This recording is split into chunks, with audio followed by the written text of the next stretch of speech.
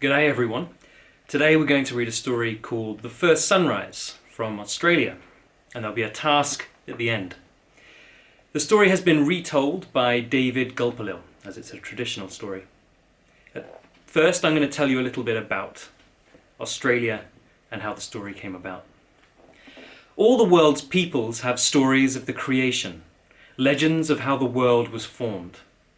The Aboriginals of Australia believed in the beginning the earth was flat and featureless, without form or colour.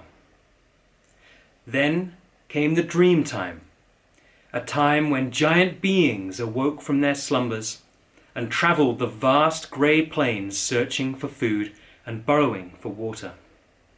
Thus valleys, mountains, ravines and rivers were formed. Many of these features have become sacred sites for the Aboriginals, and one of the most famous is Uluru, in the red centre of Australia. Okay, so here we go, the first sunrise. Long, long ago in the dream time, the earth was dark. There was no light. A huge grey blanket of clouds kept the light and the warmth out. It was very cold and very black. This great grey mass of cloud was very low, so low that the animals had to crawl around. The emu hobbled, neck bent almost to the ground. The kangaroo couldn't hop, and none of the birds could fly higher than several feet in the air. Only the snakes were happy because they, of all the animals, lived close to the ground. The animals lived by crawling around the damp, dark earth, feeling for fruits and berries. Often, it was so hard to find food that several days would pass between meals. The wombat became so tired of people bumping into him that he dug himself a burrow, and he learned to sleep for long periods. Eventually, the birds decided they'd had enough. They called a meeting of all the animals.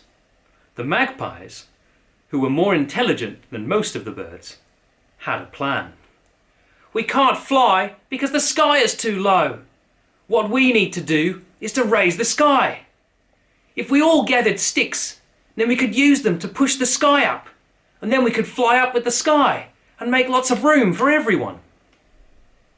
All the animals agreed it was a good idea, and they set about gathering sticks. The magpies took a big stick each and began to push at the sky. "Look, it's going to work! The sky!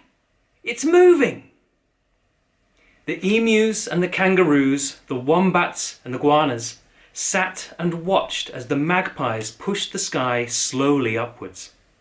They used the sticks as levers, first resting the sky on low boulders and then on small hills.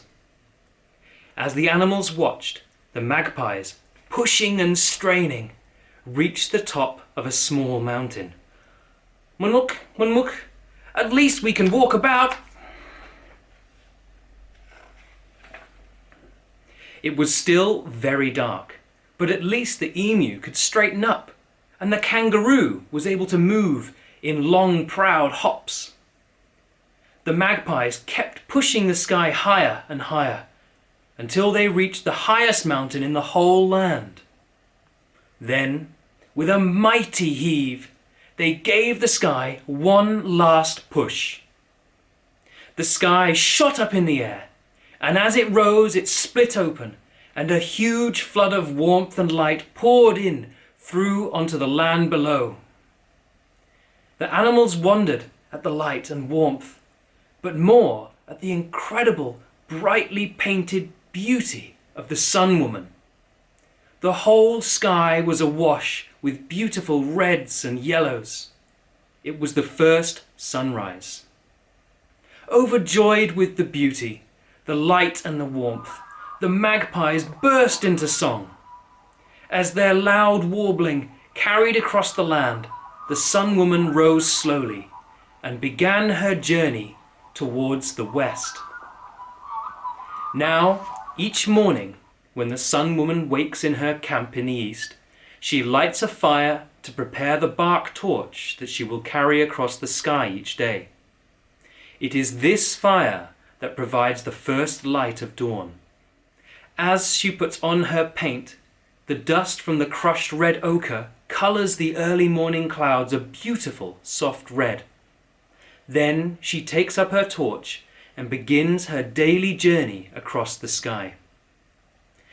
When she reaches the western edge of the world, she extinguishes her flaming bark torch.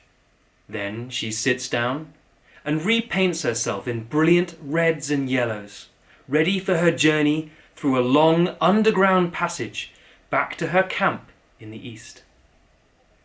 So that is why, to this day, every morning when the Sun Woman wakes and lights her early morning fire, all the magpies greet her with their beautiful warbling song.